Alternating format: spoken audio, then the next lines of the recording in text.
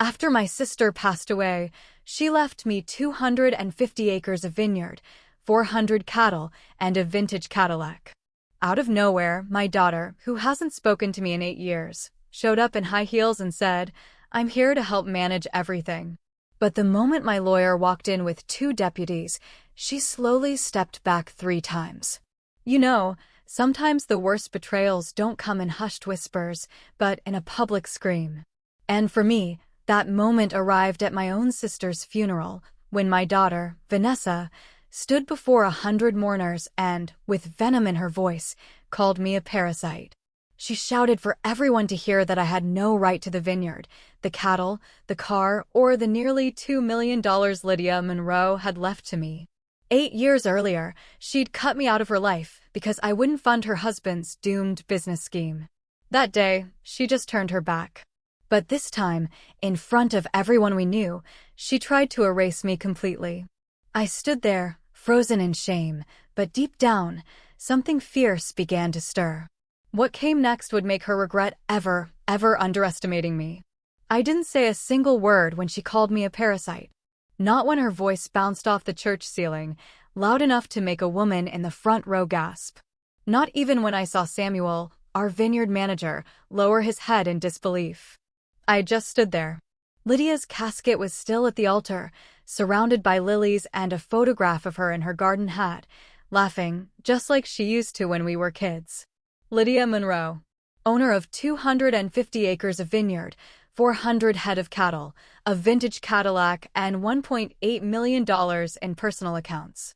And she'd left it all to me. But none of that mattered to Vanessa. My daughter hadn't spoken to me in 8 years. She'd cut me off completely after I refused to give her husband $30,000 for a business idea that, honestly, even on paper, looked like it would fold in 6 months. When I said no, she told me I had failed her as a mother. Then she just disappeared. And now, here she was, in front of 100 mourners, Lydia's friends, the vineyard workers, even a young reporter named Clara with her discreet camera tucked under her jacket. Vanessa was performing a public execution. "This woman is not entitled to anything," she yelled. "She doesn't deserve the land. She never helped Aunt Lydia. She doesn't know the first thing about wine or cattle." She didn't stop. Her words kept coming like fists, knocking the breath out of me. I didn't flinch. I didn't cry. I didn't ask her to stop. But what I did feel, somewhere beneath the shame and the heat crawling up my neck, was something hard. A kind of weight pressing into my ribs like armor. It had been growing for years, ever since Richard, her father, used every tool he had to make her believe I was the enemy. And now here it was, fully formed, standing inside me while Vanessa tried to tear me down in public. After her outburst, the room fell into a heavy, waiting silence. The priest didn't know what to say. People avoided my eyes. A few offered weak, apologetic smiles, but most just looked away. Samuel stepped beside me, quiet, sturdy, like the land itself. He'd been Lydia's vineyard manager for 25 years. He placed a hand gently on my elbow and whispered, "Let's sit." But I shook my head. I needed to feel the sting. Let her finish, I thought. Let her bleed out every last drop of venom. Let everyone hear it. Because the moment she stopped screaming, I knew the silence that followed would belong to me. When the service ended, I stayed behind. I watched the last of the crowd drift out into the Soma afternoon. Vanessa didn't even look at me. She left with her lawyer. Not a tear. Not a backward glance at the casket. I walked up to Lydia's photograph and straightened the frame. Her eyes were crinkled in that way they always were when she caught me eating grapes straight off the vine, just like we used to do as kids. I whispered, "I heard you, Lydia. I know what you wanted, and I won't let her touch it." Out in the gravel lot, reporters hovered, unsure whether to approach. I kept walking. Clara, the one with the camera, gave me a small nod. That was all, just a nod. But something in her face told me the world had seen what happened in that church, and they would remember. Later that evening, I sat at the kitchen table in the old cottage behind the vineyard house.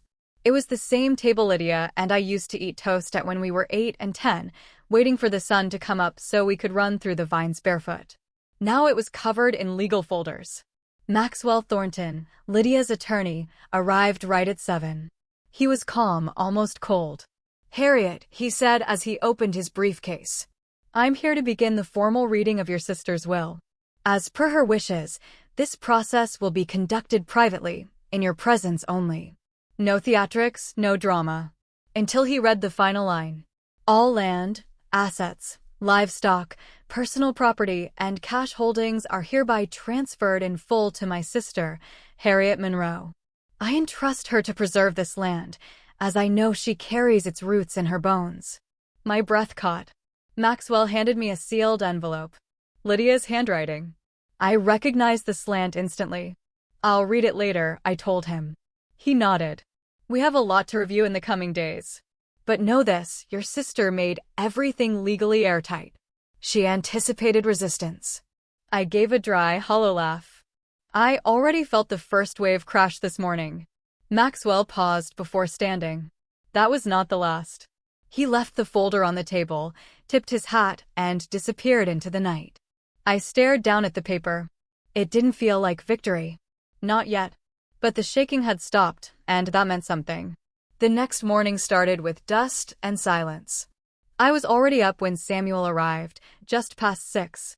He brought black coffee in a thermos and 2 croissants from the bakery down by the square. We didn't speak much. We sat on the back porch, watching the fog roll off the lower fields like steam off a kettle. "Lydia's land. My land now." Samuel broke the silence first. "She meant every word in that will, Harriet. I hope you know that." I nodded once. The quiet between us wasn't uncomfortable. It never had been. He sipped his coffee. Then we spent the rest of the morning at Lydia's old desk, sorting through the folders Maxwell had left behind.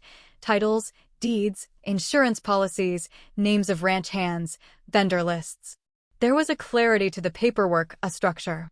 Nothing like the chaos Vanessa had thrown into that church the day before. By noon, I was sitting at the long table in the vineyard office with Maxwell and Lydia's accountant.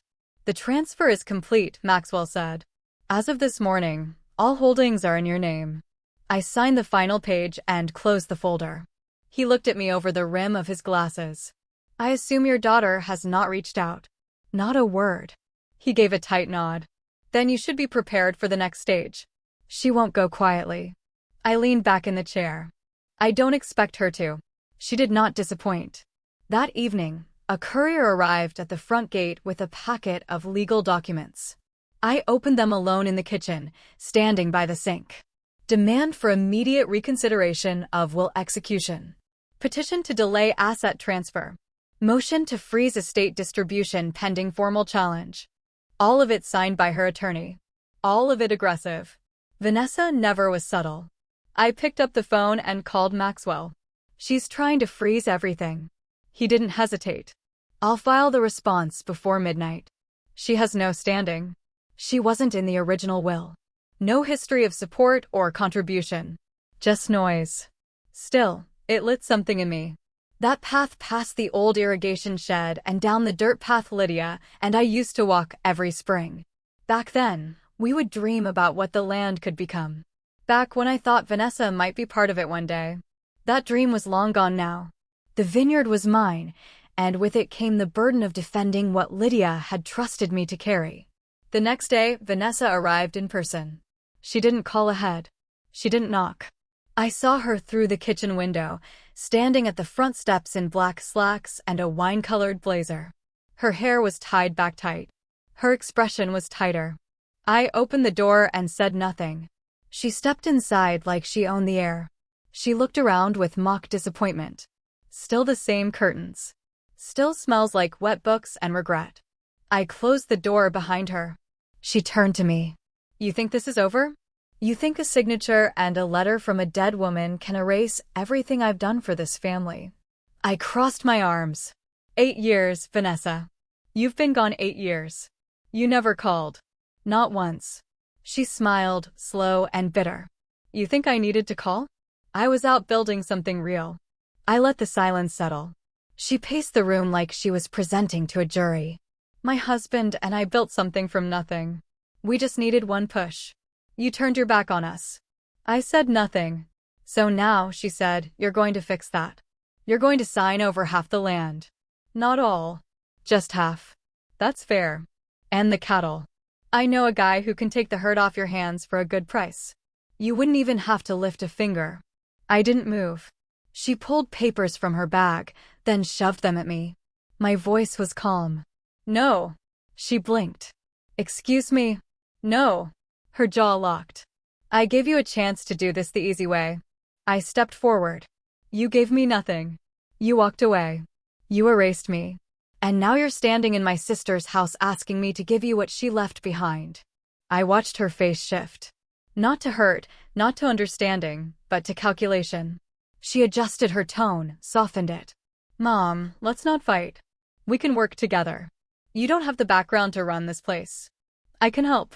I took the papers from her hand, walked to the fireplace, and dropped them in. She stared at the flames as they caught.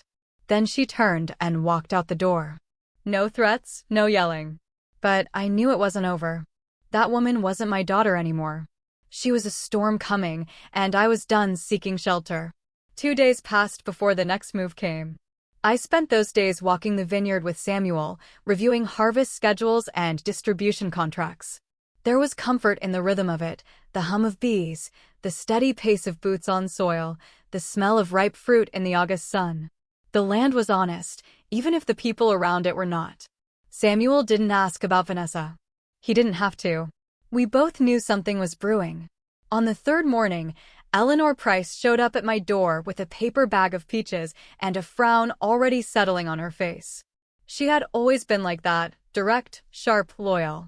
We'd met in college, then reconnected years later when she returned to Soma after retiring from the bench. She didn't bother with small talk. She set the bag on the table and pulled out her phone. You need to see this.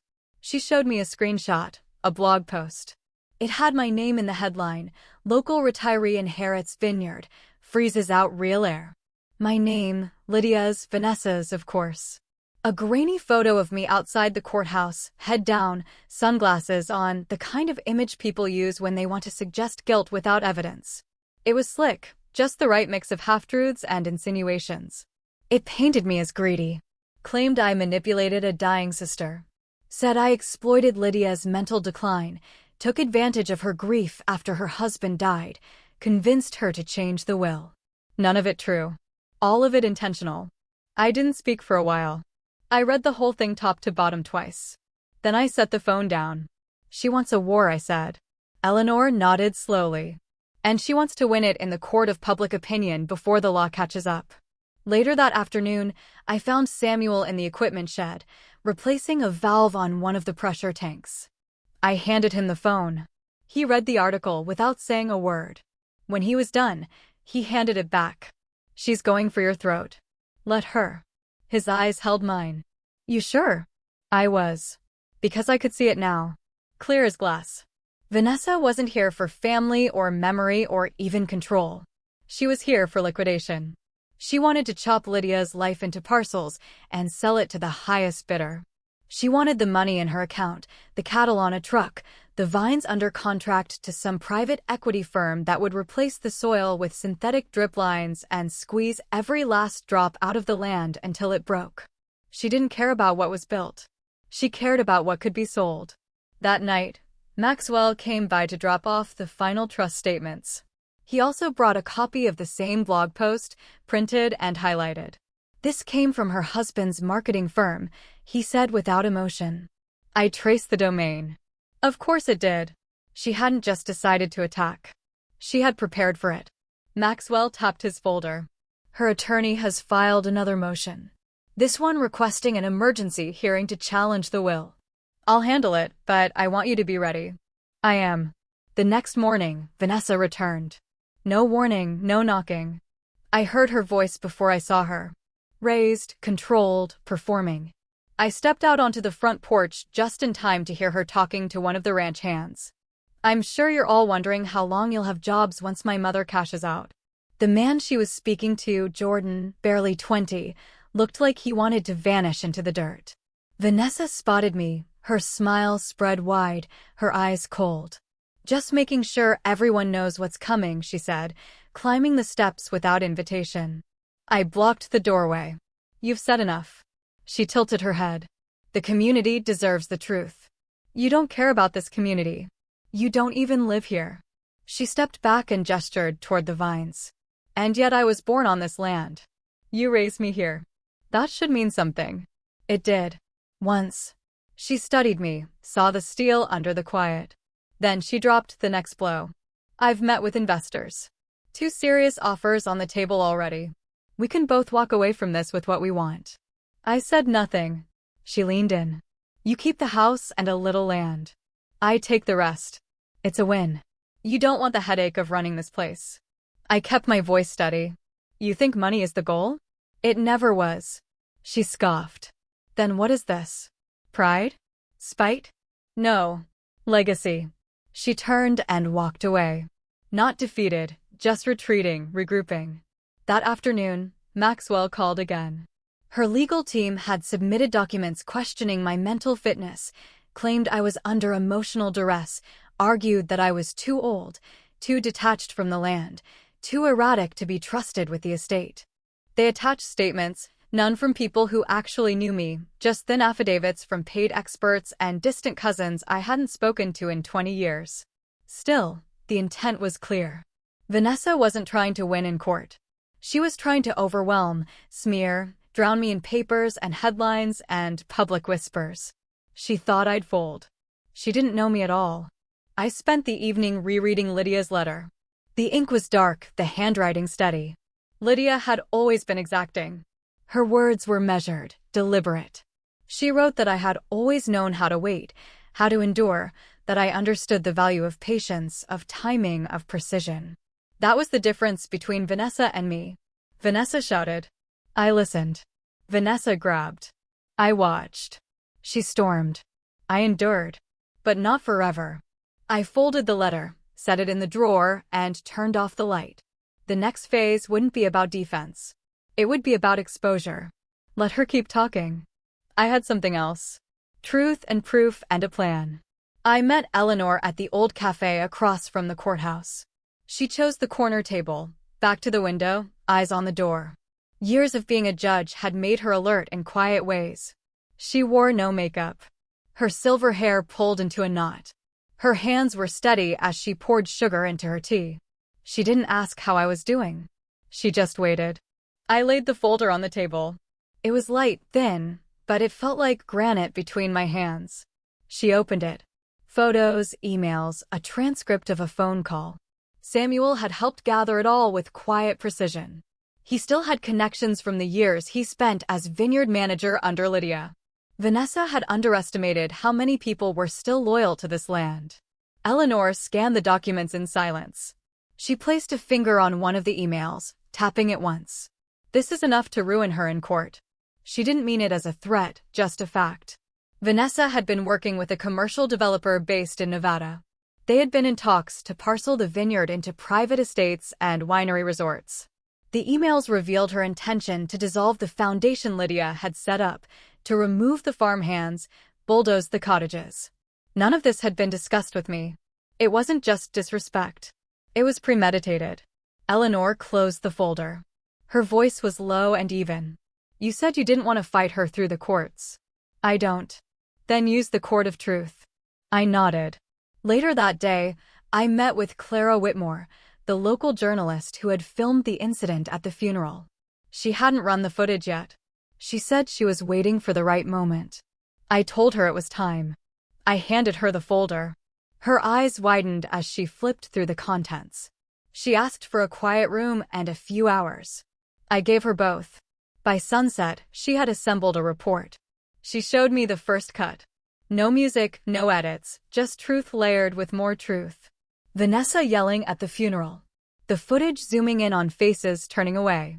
Then documents, voiceovers, screenshots of the emails lined up with dates and names.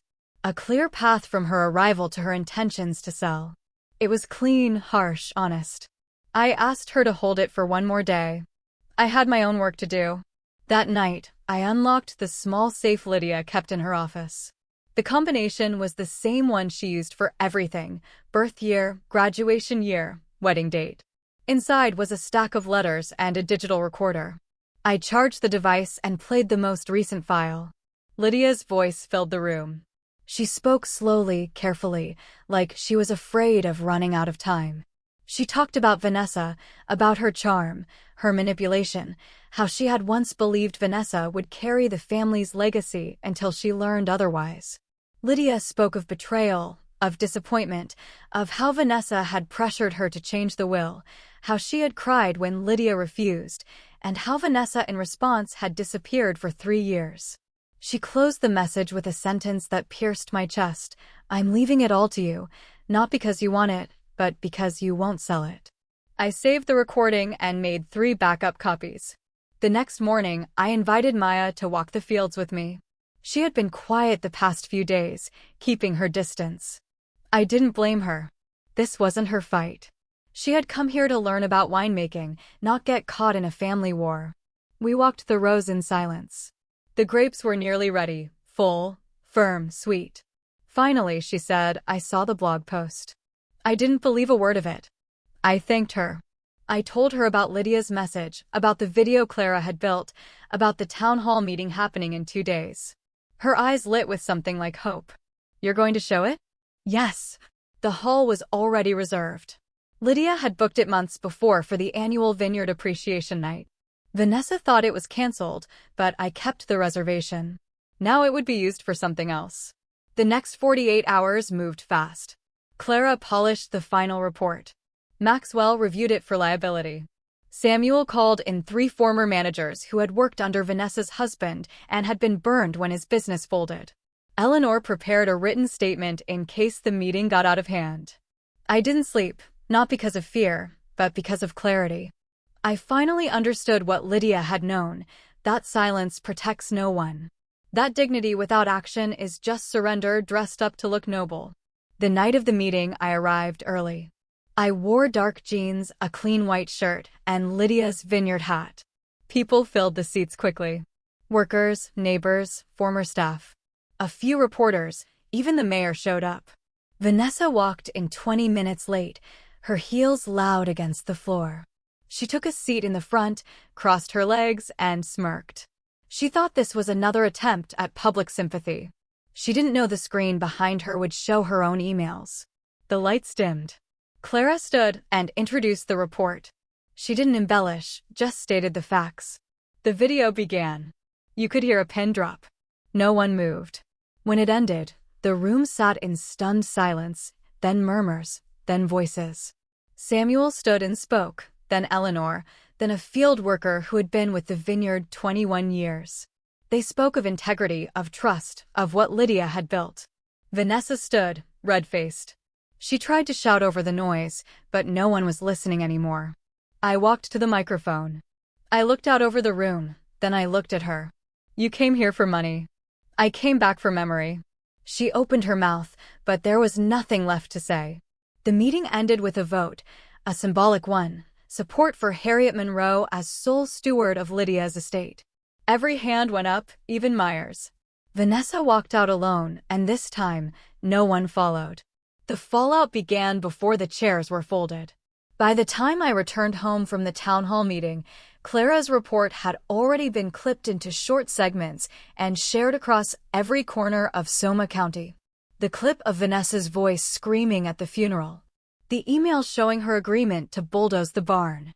The spreadsheet with a breakdown of projected profits from luxury resort parcels.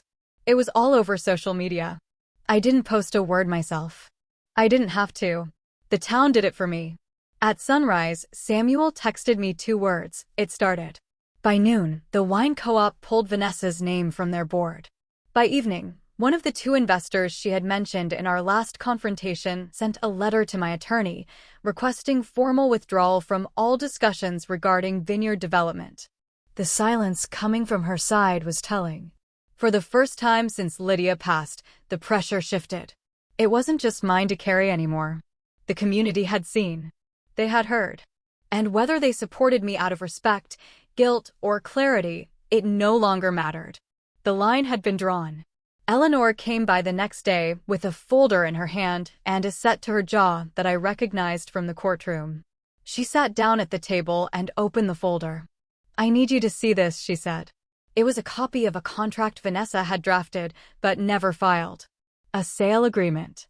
She had intended to hand over 3 parcels of Lydia's land to a developer under a silent deal, contingent on her contesting the will and obtaining temporary control.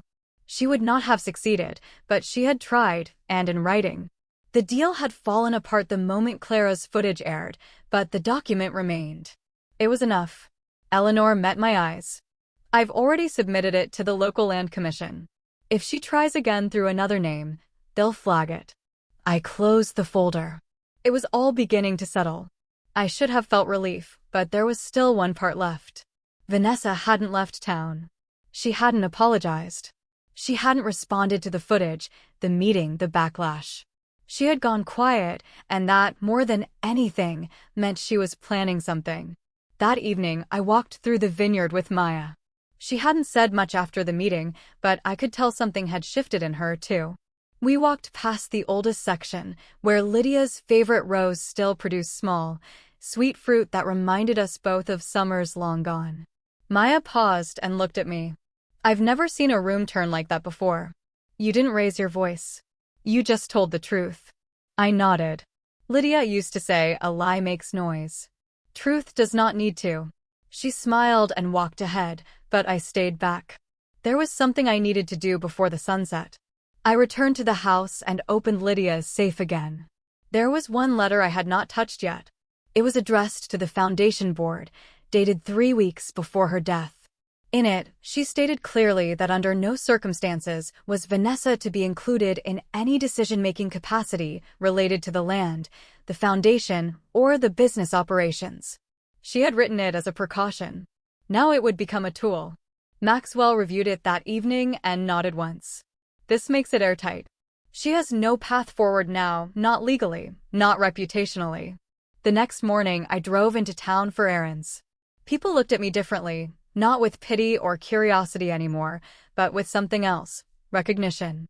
The woman behind the counter at the feed store handed me my receipt and said quietly, "You did good." It wasn't praise. It was permission to stand tall, to keep going. When I returned home, I found Vanessa's car parked in front of the main house. She was sitting on the porch swing, arms folded, eyes hard. She didn't rise when I stepped out. I stood at the bottom of the steps. She stared at me like she was calculating again, but this time the math was failing her. "You humiliated me." I didn't respond. She stood. "You made me look like a monster." Still, I said nothing. "You think this is over?" I held her gaze.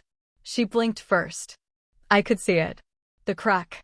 She wanted to scream, but there was nothing left to scream about. She had tried everything: pity, intimidation, manipulation, public shaming, legal threats, online defamation. None of it worked. Not because I was stronger, but because she underestimated what it meant to carry history. She stepped off the porch and walked past me. As she reached her car, she turned once more. "You've ruined everything." Then she got in and drove away. I stood there a while, not triumphant, not bitter, just still. Inside the house, I sat at Lydia's desk and wrote a letter. It was short. It thanked the foundation board for their trust. It confirmed my intention to honor Lydia's legacy.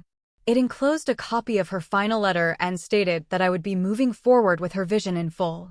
When I finished, I signed my name and slid the page into an envelope. I placed it on the table. Then I went outside and stood in the sun. The air smelled like soil and grapes and dust. It was the scent of something saved, something earned, and I had not forgotten what was next.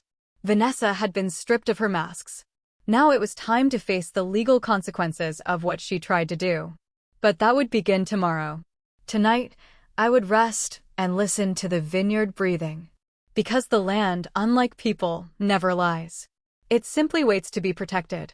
It began with an envelope from the county office, hand-delivered by a clerk with kind eyes and a clipboard.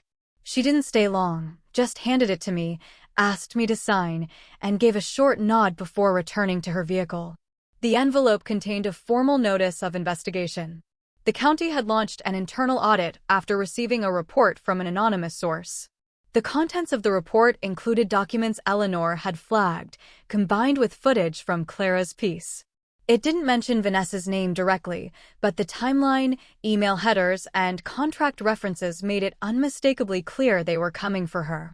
I sat at Lydia's desk again, this time feeling no heat in my chest, no tightness in my jaw. I had done what needed to be done. Now the weight had shifted to the legal system. I called Maxwell. He wasn't surprised.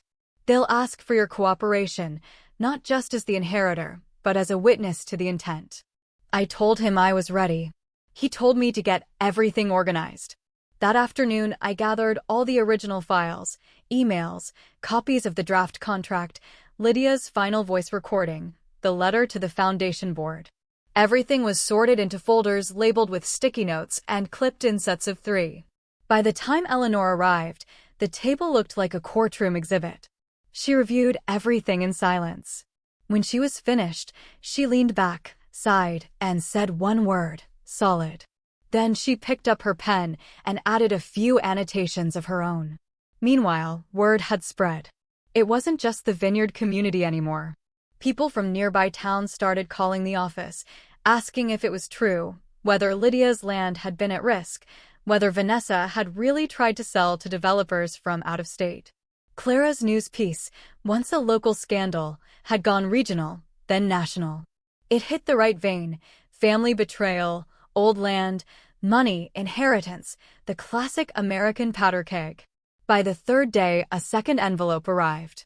This one from the district attorney's office. It stated that an initial hearing had been set to determine whether formal charges could be filed against Vanessa for fraud, attempted misappropriation of trust assets, and willful misrepresentation of her legal standing. It was real now, not symbolic, not public shaming. Real. The same afternoon, Vanessa's car disappeared from the driveway of the rental she'd been staying in. The lights were off, the curtains drawn.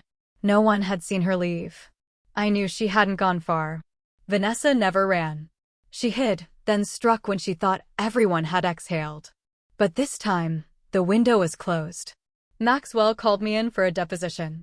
I wore the same simple outfit I had worn at the town hall: jeans, shirt, vineyard hat. I brought the folders, handed them off, and sat across from the legal aid without fuss. My voice didn't shake. I told the truth. From the moment Vanessa arrived at the funeral to the email about the bulldozers, from Lydia's words to her last wishes, from the whispers in town to the meeting that flipped everything. The legal aid asked about my relationship with Vanessa. I didn't soften the answer. We were estranged for years. She reached out to me only after Lydia passed. She had not spoken to me during Lydia's illness. She reappeared only when Lydia's estate was announced. I kept my voice low, steady. I didn't color the facts. I didn't need to. The truth carried its own weight. After the deposition, I walked the courthouse steps and paused at the base. The air felt strange, light. I didn't feel victorious. I felt precise, like a thread had finally been pulled through the last button. That evening, Samuel stopped by with news. One of Vanessa's old associates had given a statement. An investor she tried to recruit in secret. He had brought emails, text records, voice notes, everything she thought was buried. He had turned them over to the DA. Because of that, a second hearing was now scheduled. Potential charges now included coercion, falsifying investor documents, and ethical violations tied to misrepresentation of her stake in Lydia's trust. The news spread fast. Vanessa's name was no longer being whispered in resentment. It was being spoken aloud in courtrooms. I heard from Maya later that associations connected to Lydia's work had gathered more than 4,000 signatures in 24 hours. Even people who had never visited the vineyard before were speaking up. They saw themselves in the story. They saw what betrayal looked like when it dressed up in designer clothes and smiled for the cameras. I stayed out of the comment sections. I didn't need the noise. I had work to do. The vineyard was mine. People came to help with this year's harvest. People I hadn't seen in years. Friends of Lydia, former students, even a few local kids from the high school AI program.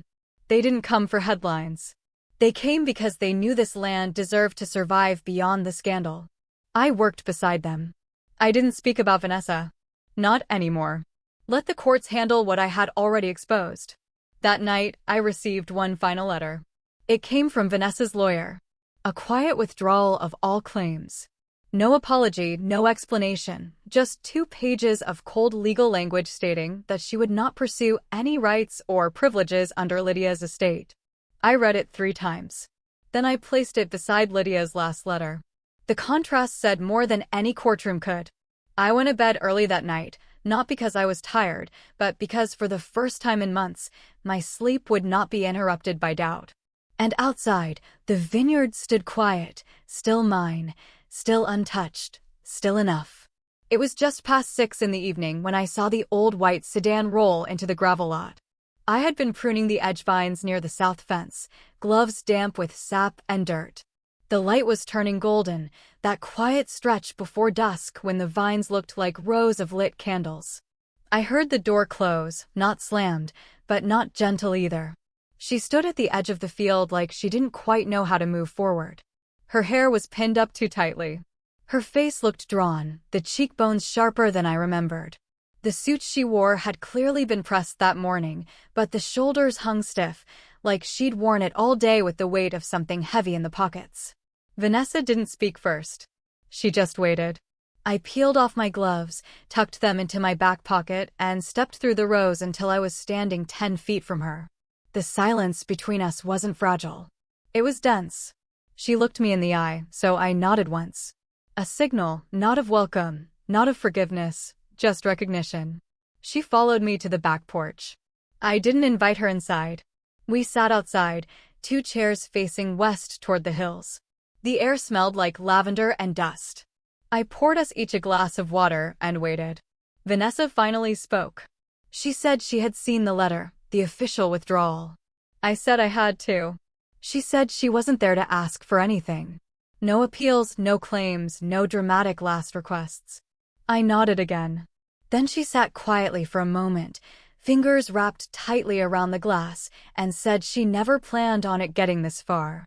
I didn't respond.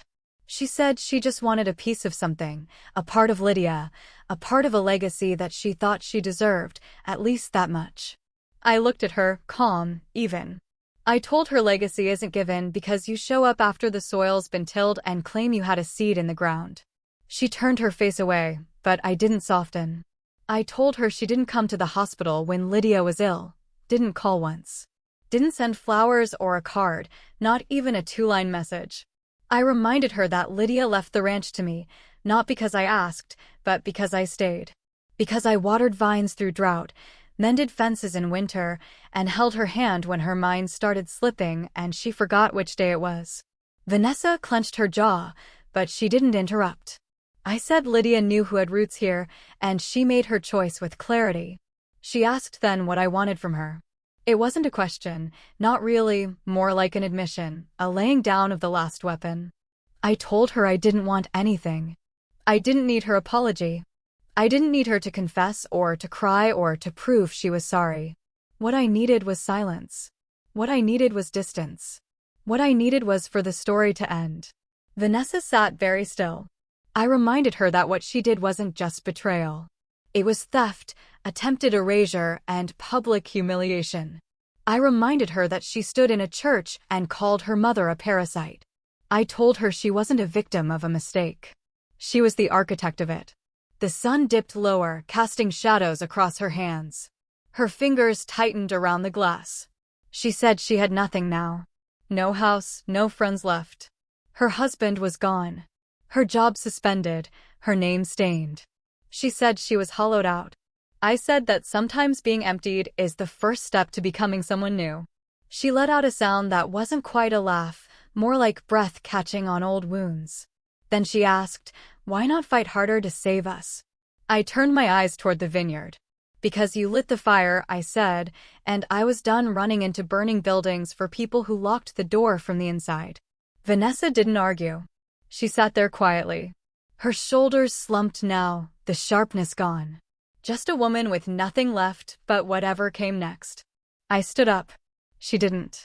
I said one last thing before I went back inside. "You're still my daughter. That won't change. But love without respect is just a wound we keep pressing on." I walked away. I didn't turn around. Inside, I stood at the window and watched her sit alone for a few more minutes. Then she stood, walked slowly to her car, and drove off. No goodbyes, no drama, just an ending. That night, I didn't write anything down. I didn't relive it. I didn't tell Samuel or Eleanor or Clara. Some things don't need repeating. They need closing. I closed the door. I poured myself tea.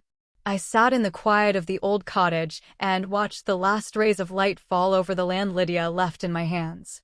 And I let them fall. The morning after Vanessa left, the ranch felt unusually still. Not silent, but settled. The kind of quiet that comes after something heavy has been removed. I woke up before sunrise, as I always did. But this time, I sat on the edge of the bed for a few extra minutes. My hands rested on my knees, and for the first time in years, I didn't feel the usual weight pressing on my chest. I didn't make coffee right away. I let the wind bring in whatever it wanted. The smell of damp earth, the faint perfume of crushed lavender, the rustle of birds waiting in the vines. Everything felt lighter, even the dust. I didn't feel victorious. That wasn't the right word.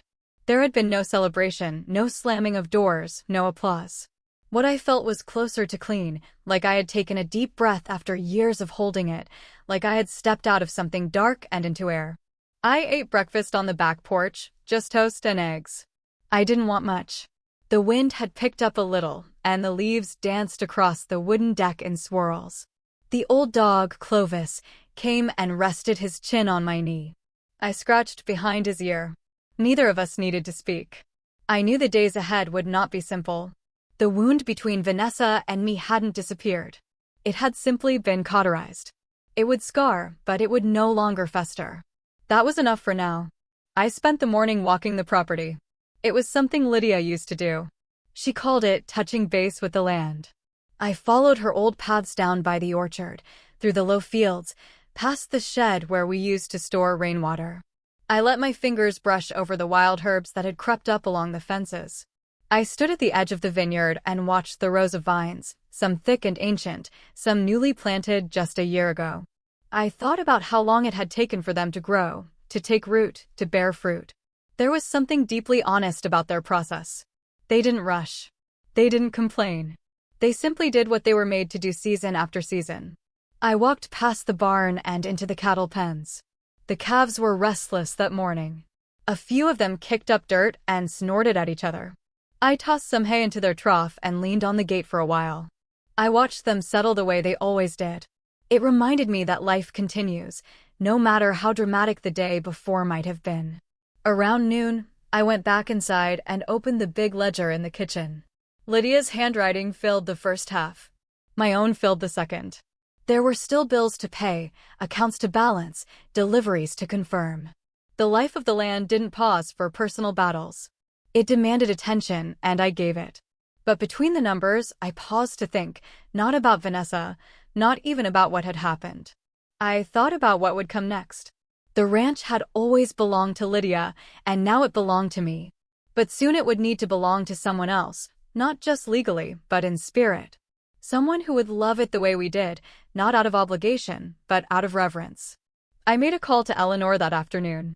She answered on the second ring. Her voice, steady as ever, brought a kind of calm I hadn't realized I needed. I asked if she could come by next week, just to talk.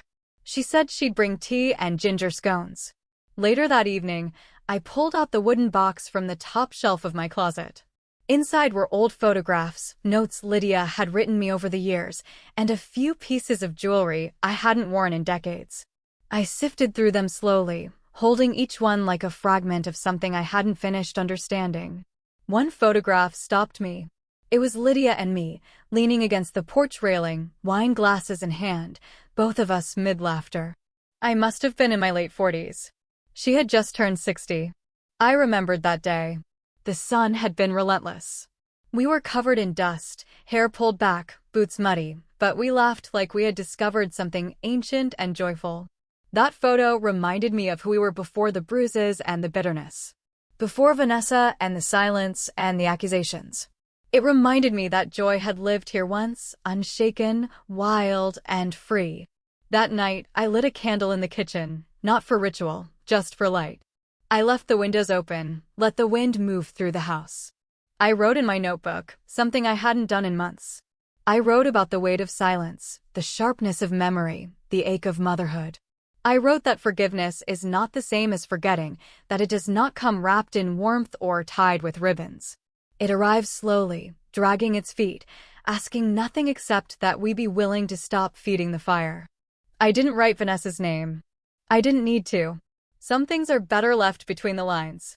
By the time I went to bed, the candle had nearly burned itself out. The house smelled of cedar and smoke. I closed the windows gently, locked the back door, and checked on Clovis. He was already asleep, curled near the fireplace. I turned off the lights, climbed under the quilt, and lay there listening to the wind outside. And for the first time in a long while, I felt something begin to settle deep inside my bones. It wasn't happiness, not yet. But it was peace. The sun rose behind a soft veil of clouds that morning, casting the vineyard in a silver light. I stepped outside with a mug of black coffee wrapped in my old flannel shawl. There was no wind, just a stillness that felt like the world was holding its breath. The air tasted like change. I had spent the past few days thinking, walking, and listening. Lydia's absence no longer felt like a wound. It had become a space. And in that space, I realized what needed to happen. This land was no longer just a memory of her. It was my responsibility, my voice, my way of choosing what legacy looked like now that all the old scripts had burned away. So I dressed, not in denim or mud boots, but in slacks and a crisp blouse. I drove to town. The tires hummed against the road, steady and grounding. I didn't listen to music. I didn't need distractions. My first stop was the attorney's office. Eleanor met me at the entrance. Her smile kind but unreadable. She led me into the same conference room where months ago I had been handed Lydia's will, trembling like a child. This time, I was the one holding papers. I handed her a folder. Inside were instructions, new ones. I told her I wanted to restructure the estate. I would be keeping ownership of the house, the vineyard, and the cattle until I passed. But I wanted to create something bigger than a simple inheritance. I wanted a trust, a community endowment in Lydia's name, one that would offer grants, mentorship, and legal support for women over 50 restarting their lives after loss or betrayal. Eleanor leaned back, reading. I watched her eyes move across the page, calm and careful. She said very little at first, just a few clarifying comments. I told her I didn't want it to be flashy or overly charitable in appearance. This wasn't about publicity. It was about control, about clarity, about rewriting the rules of what it meant to protect someone you loved, even after they were gone. Then I added a clause.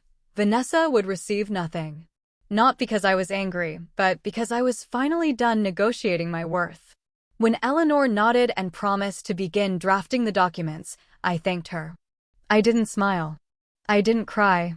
I simply picked up my shawl, folded it over my arm, and left.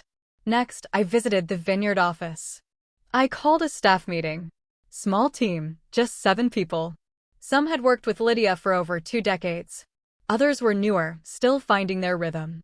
They looked at me with a mix of expectation and fatigue. I told them the ranch would continue as it always had.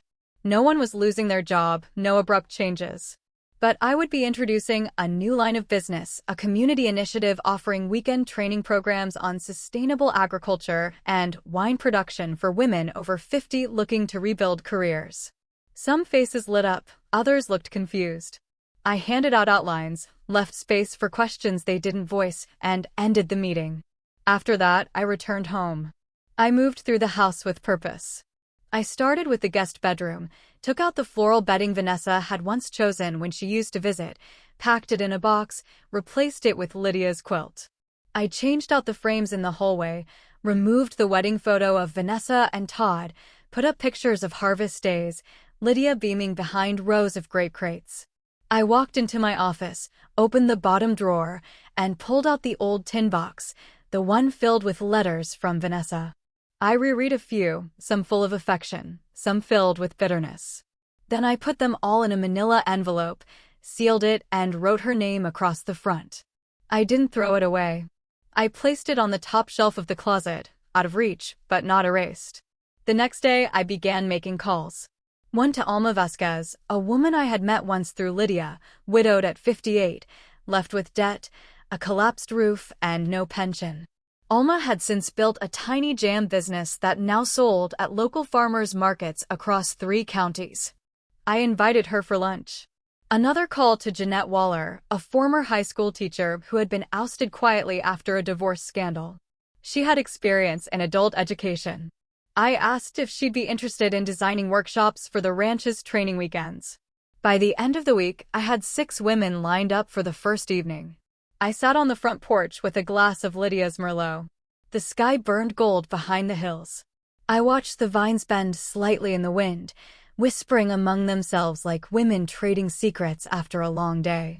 I wasn't trying to build an empire. I was simply trying to anchor myself in something that felt honest. Then, just as the sun began to dip behind the ridge, a car pulled up. It was Todd. He stepped out in pressed slacks and a navy shirt. No tie. He walked like a man who still believed charm could solve anything. I stayed seated. He didn't ask to come in. He just stood there, hands in his pockets. He said Vanessa wanted another conversation. He said she regretted how things went. He said the money wasn't the issue, that she felt hurt, abandoned. I didn't move. I didn't offer a chair. I told him Vanessa had chosen her silence. She had thrown her line in the sand long before Lydia died. I wasn't about to drag myself over broken glass to reach a hand that only ever pointed blame. I told him the estate had been restructured. He flinched. Then he smiled, said he understood. I let him leave with that smile. It was the last thing I owed him. That night, I wrote again, not about Vanessa, but about Lydia, about what it means to protect something after it's gone, about how sometimes the greatest power is not revenge, but reinvention. And for the first time, the page didn't shake under my hand. It held firm like the land, like the bones beneath it. It began with whispers, just a few murmurs at first.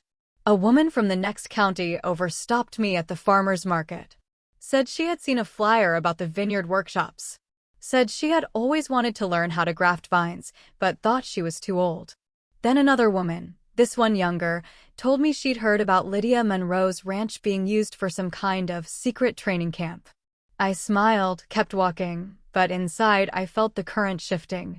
The seed had grown faster than I imagined, but it was the phone call from Jeanette that told me everything was about to change.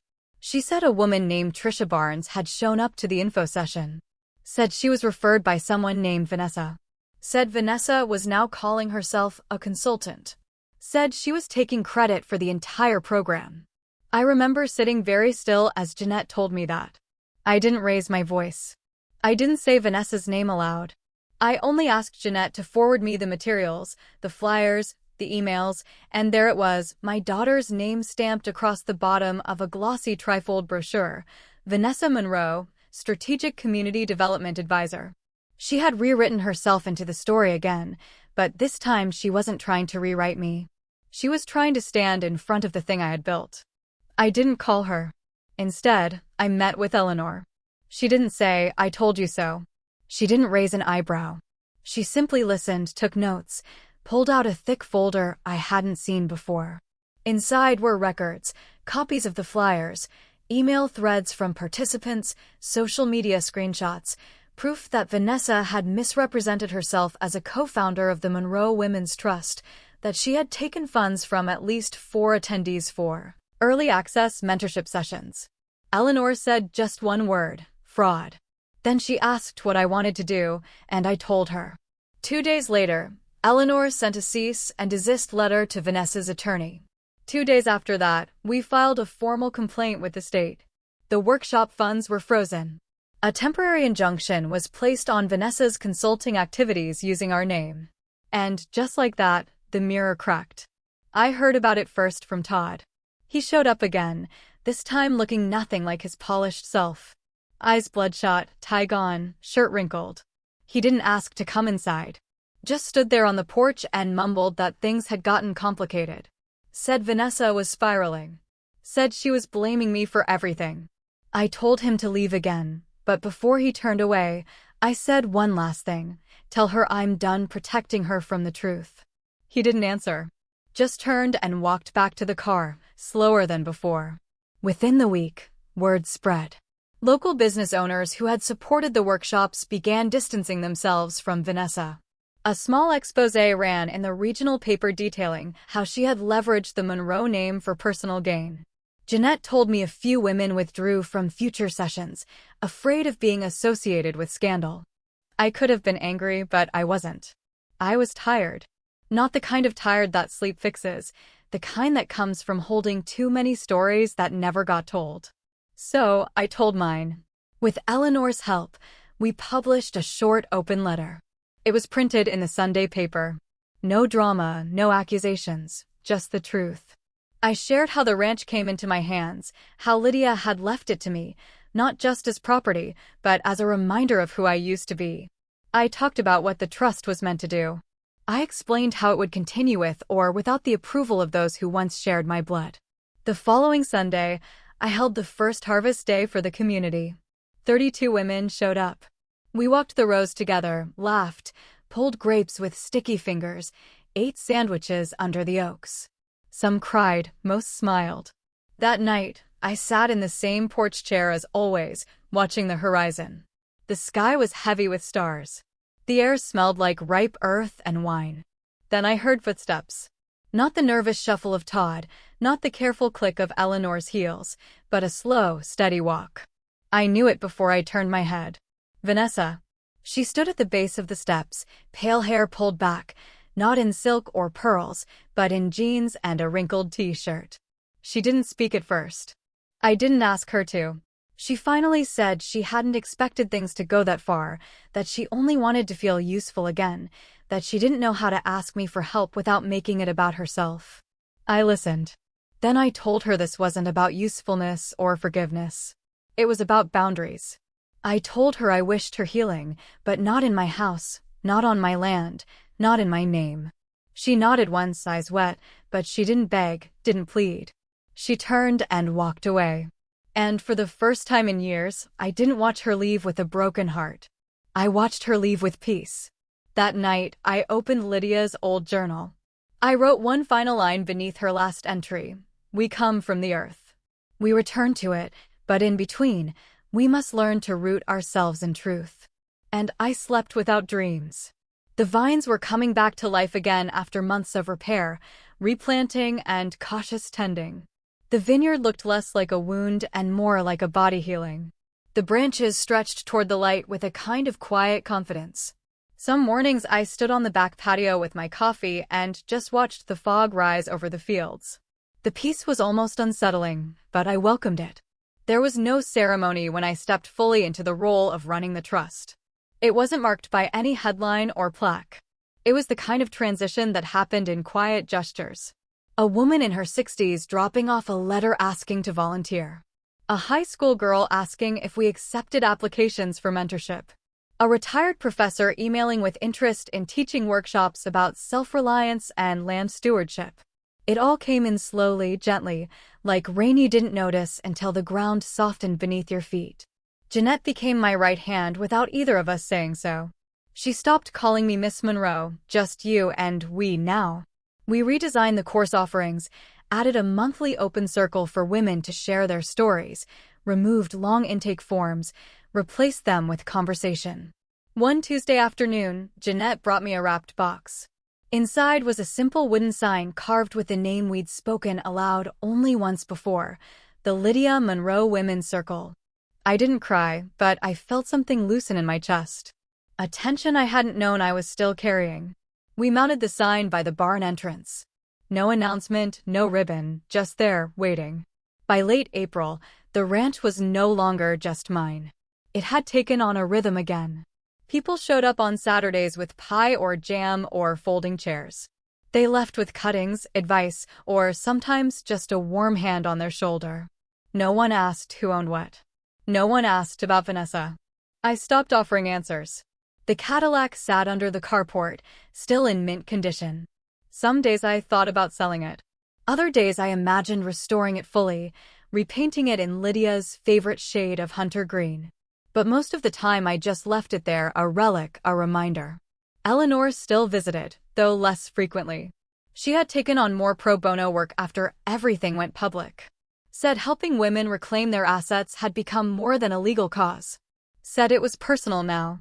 One afternoon as we walked the perimeter together, she looked over the vineyard rows and said she hadn't expected things to settle so fast. I told her it wasn't about speed. It was about choosing stillness over chaos. Letting the noise burn itself out while you keep planting.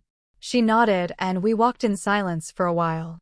Around the same time, an old friend from Lydia's past reached out. Miriam, a woman who had once co-managed a small winery with her.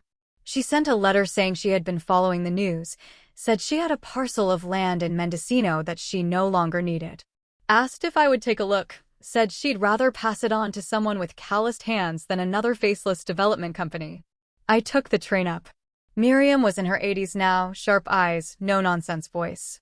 But when she showed me the rows of dormant vines, the broken fence, the creek winding along the edge, I saw the ghost of Lydia standing beside her. We didn't shake hands.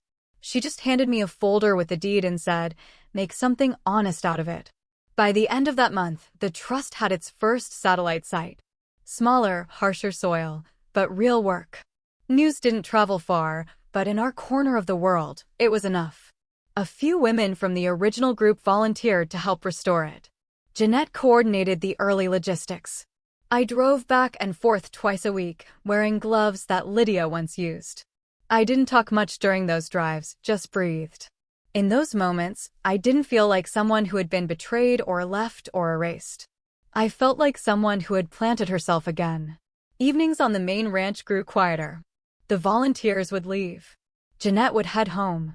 The dogs would curl at the foot of the porch. I would sit with a blanket around my shoulders. Watch the last streak of light fade beyond the hills. And sometimes I would write, not in Lydia's journal, but in a new one. I didn't document the drama or the fights or the hearings. I wrote about soil types, root growth, the different shapes women's faces took when they smiled with both grief and relief. I wrote about the way light changed in the afternoon when no one was watching. I wrote about starting over, not as a grand gesture, but as 1,000 small choices made alone. It wasn't forgiveness, it was presence, the kind that doesn't ask to be seen, just felt. And so the ranch became quieter. And I became louder in other ways. Not through shouting, but through ownership, through clarity, through a silence that was no longer empty, but full. By the end of the season, I had started planning something new. Not a class, not a workshop, a legacy. But that's for another chapter. Summer rolled in, quiet and warm. The vineyard hummed softly in the heat. Bees drifted lazily around the lavender that lined the back porch. For the first time in years, I felt no pull to prove anything. Not to Vanessa, not to Lydia's memory, not even to myself. I had already done it. The trust was no longer just a legal structure. It had grown into something living. Every week, women arrived at the ranch with different stories, different ages, and different wounds. They worked the land not just to harvest grapes or till soil, but to reclaim their sense of value. I watched it happen in small gestures. A woman who hadn't spoken above a whisper, laughing by the barn. A grandmother teaching a younger woman how to check the health of a rootstock. These moments told me more than any article or financial report ever could. There was no announcement the day the final deed was signed. I walked into the local registrar's office in town, sat across from a clerk who looked barely old enough to drink, and signed over the Mendocino property to the trust under its full name, the Lydia Monroe Foundation for Women Reclaiming Their Lives. No red tape, no cameras, just ink and silence. I didn't tell Vanessa. I didn't need to. She had disappeared from the news cycle. Her name had stopped appearing in search alerts. Whatever money she thought she would gain from tearing me down had evaporated the moment I refused to let her hold the narrative. And that was enough for me. I had no interest in her apology. I didn't crave reconciliation. I had made peace with silence. It was a different silence than before, not the kind born from being ignored or dismissed. This was the kind I chose, a silence that grew from clarity, ownership, purpose. Some evenings I would drive the Cadillac along the back roads. I didn't play the radio. I let the windows down and just listened. The sound of the wind brushing the fields, the rubber humming against the pavement, my own breath. That was enough. There was a Sunday mid-August when Jeanette brought her daughter to the ranch. She was 8. Her name was Nova, bright-eyed, wild hair, wore boots that were clearly too big for her. Nova ran up to me with a purple notebook in hand and asked if she could plant her own vine. I nodded, didn't say a word. We walked out past the barn down to the southeast corner of the vineyard where the soil was richest. Nova kneeled and pressed her hands into the dirt like it was a secret. She dug a small hole, placed her seedling gently, and whispered something I couldn't hear. When she looked up, she smiled with all her teeth. That night, I wrote in my journal, not about betrayal, not about court battles or titles. I wrote, today, a little girl named Nova planted her future beside mine, and it was enough. In the days that followed, we prepared for the first annual gathering of the Circle. Women from across the region came together on the ranch. Some brought their daughters, others came alone. We had music, simple food, stories by the fire. When it was my turn to speak, I stood in front of them, looking out at the vineyard, bathed in amber light, and said one sentence: this land was once a battlefield. Now it's a table, and there's room for every one of you. I didn't cry. I didn't need to. They understood. By the end of the night, the barn was filled with laughter. Not the kind that covers pain, but the kind that rises from it. I didn't see Vanessa again. Not at the ranch. Not on the news. I don't know if she ever healed. I don't know if she ever looked back and saw the damage she left behind. But I stopped needing answers. I stopped needing anything from someone who had once chosen to leave. This life I rebuilt was not an act of revenge. It was an act of refusal. I refused to carry her hatred. I refused to inherit her silence. I refused to let her define my last chapter. And now I'm writing my own. So if you ever find yourself abandoned, forgotten, discarded by the very people who once called you family, remember this: silence can be survival, but rebuilding is power. And I rebuilt, not to prove a point, but to plant a future. If this story touched something in you, I want to hear it. Have you ever been pushed aside by those you love the most, only to find a strength they never imagined? Thanks for watching. Take care. Good luck.